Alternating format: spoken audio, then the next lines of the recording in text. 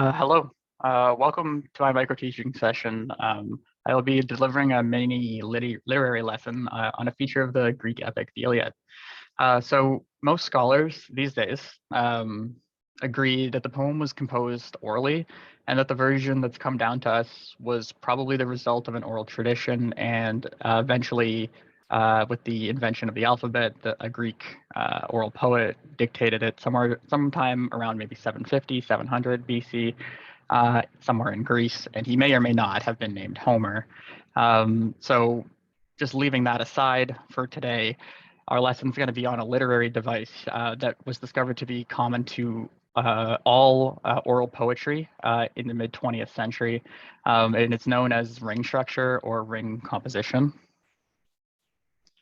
So let's begin with some basic terminology. A ring composition has a chiastic structure. Chiasmus is a rhetorical device common in ancient literature, especially, that was named after the Greek letter chi, which looks like our X, and as you can see there on the right. And so the pattern that it provides is A, B, B, A. And so in the diagram, you can see how this forms an X or a chi, hence chiasmus. And a memorable English example of the phenomenon is on the slide. And that's this famous quote that goes, "Ask not what your country can do for you, but what you can do for your country." And so marked are the four elements: country as A, you as B, you again as B tick, and then country again as A tick. And so the ticks indicate the second elements. So when Homer and his predecessors would improvise their lines, they would not only use this device, chiasmus, to juxtapose individual words and people, maybe, like in the English example above, but to provide a structure to entire passages, entire books of poetry, epic poems, songs, episodes within epics, and as we will see today, similes. So when a passage or larger piece of literature incorporates a ring structure that could be described as chiastic, it will often be doing so to focalize a center point, maybe a line, a book, or even a single word. And so anyone reading ancient poetry, but Homer in particular, would, for the first time, probably wouldn't notice this detail, but it is perhaps the most important singular thing about Homer's poetics that I think is worth learning, even if you're just reading in translation.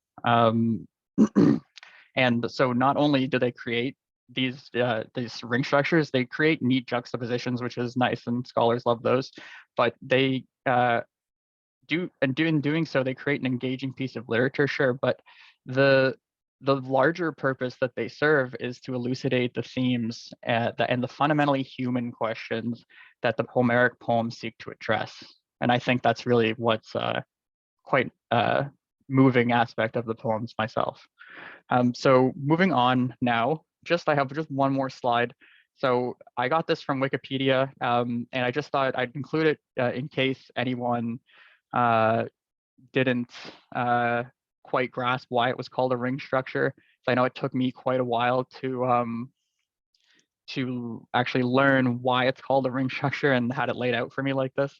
But like you can see how if you were to draw points from each element to its corresponding element and you go all the way down, they would eventually like look like a ring. So kind of, I don't know how you, maybe it's hard to see, but that's what it's called. And then so the point is in this one that the X element is what is emphasized. So God remembers Noah is the focal point of this story. But I will move on now with our story, or the text we're looking at today. And so here's our ring structure, and our ring structure takes place within the simile. And so at this point in the epic of the Iliad, book 8, we've been introduced to the wrath of Achilles, or rather perhaps so far the sulking of Achilles, and the dominance of the Trojans on the battlefield. while the Greeks are without Achilles, their greatest warrior. So Zeus has just returned from controlling the tides of war on his own, and Hera tells him of her pity for the Greeks, but Zeus replies that Hector, greatest of the Trojans, won't quit until Achilles returns to battle, foreboding both their fates. And so after a successful day of fighting, Hector makes a rousing speech, and the Trojans confidently and forebodingly set up camp. And this extremely lifelike picture ends the 8th book of the Iliad. So I'll just go ahead and read it. So with hearts made high, these sat night long by the outworks of battle, and their watchfires blazed numerous about them, as when in the sky the stars about the moon shining are seen in all their glory, when the air has fallen to stillness, and all the high places of the hills are clear, and the shoulders outjutting, and the deep ravines, as endless bright air spills from the heavens, and all the stars are seen to make glad the heart of the shepherd. Such in their numbers blazed the watchfires the Trojans were burning between the waters of Xanthus and the ships of Ilion, the ships before Ilion. 1,000 fires were burning there in the plain, and beside each one sat 50 men in the flare of the blazing firelight, and standing each beside his chariot, champing white barley and oats, the horses waited for the dawn to mount to her high place. And so the Trojans had just made had just had their hearts made high by Hector's speech, as they are on the upswing here in battle. Their spirits have just been roused, and surely they'll be ready for the carnage that's sure to continue tomorrow. So we begin this simile then with an image of Trojan warriors unanimously motivated to continue the war after so many years. And so their watchfires, the focus on this singular element of nature that man can control, is very interesting. And the anxious Trojans sit around them as they blaze. And so the motivated men, however, are not preparing for battle, but for rest. The battle looms in the background. To quote, many fires will be important in book 9. So many, in fact, are these watchfires that from a distance they seem like stars in the sky, such as their infinitude. Finally, air, that other element that separates us from the heavens, is calm. And now the hills are added into view, and our frame of vision begins to get larger. It is only during the crescendo or decrescendo that ends any ring structure, of course, that you can begin to notice any possible ring structure. So each repeated element then immediately juxtaposes the one that it refers to first, and then in the descending order. And then by the time you get to the end, then you realize it was a ring structure and have time to contemplate that. And so soon we will learn where exactly where these hills and watchfires precisely are. And so the brightness of the stars spills through that still air we had just seen, and perhaps with these two lines taken together, our juxtaposition between man and nature. That is because the shepherds must still be lurking about the suburbs of Troy if they're going to be gladdened by the same sky above.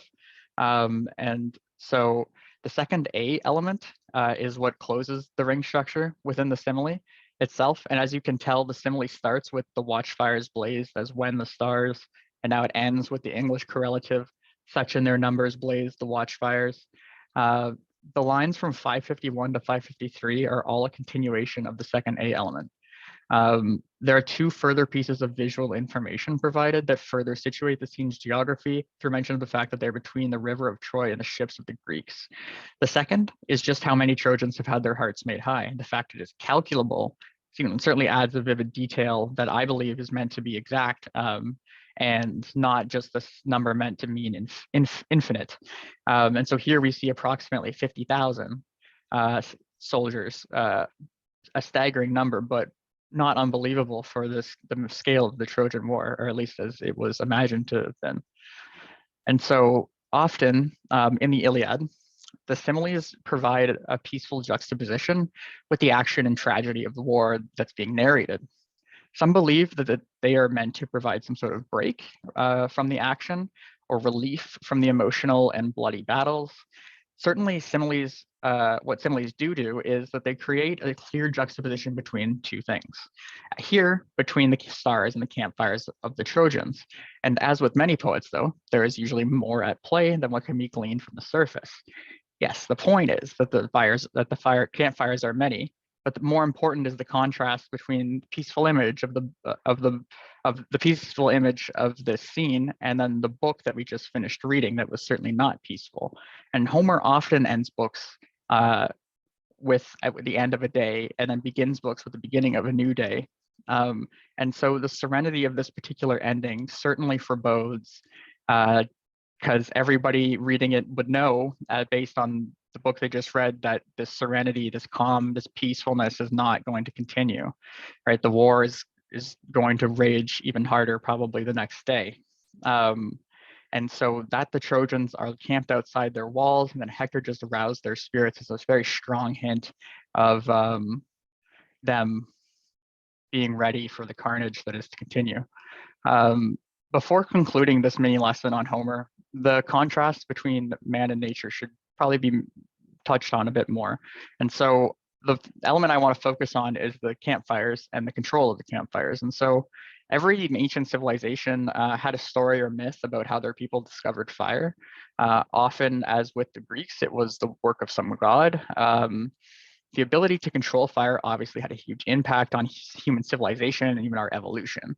And so it's a powerful substance, but importantly, it's capable of greatly advancing our civilization or destroying it completely. And so, as mentioned, the many fires of the Trojans will prove to be an important symbol in the next book, and its use in this simile forebodes the destruction that is to come in the next book, likely via fire. And so it's just a very powerful way to juxtapose the different ways in which man can experience fire, whether it's life-saving or life-destroying. And the Iliad, I think, explores this theme among others in similar ways. And so, in conclusion, the closing of the 8th book of the Iliad was composed as a ring structure, or the simile was. Each element serves as a counterpart to the one that was previously mentioned, and by drawing lines and connecting each, it seems to kind of resemble a ring.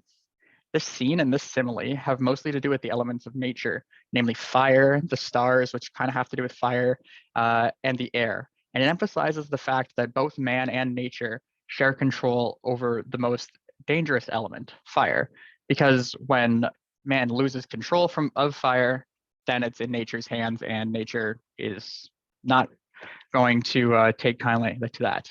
And so the peacefulness of the scene not only provides a calm and an end to an action-filled book, but forebodes that fighting will continue.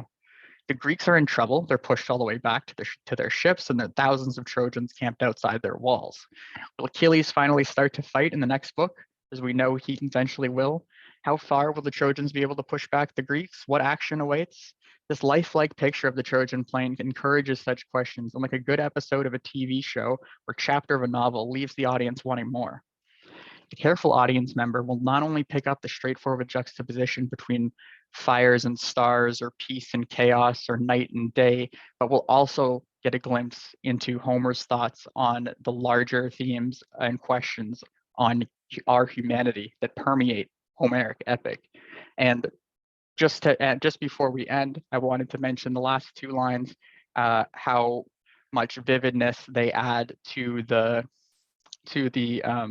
scene, and how much movement they also add to it, and how it just gives it such a lifelike ending. Like it's like something that you would see like at the end of a movie. Like you can see the shot, being taken as it pans over the plain, and you see the many fires, and then all the Trojans and the Greek ships and all these things, and then you pan out a little bit more, and then there are horses tramping on barley in the scene. It seems exactly to me like some kind of a movie. But this has been my lesson here. I've put together on Greek ring structure, or not Greek ring structure, but ring structure in Greek poetry. And so I hope that you learned something. And yeah, thank you very much.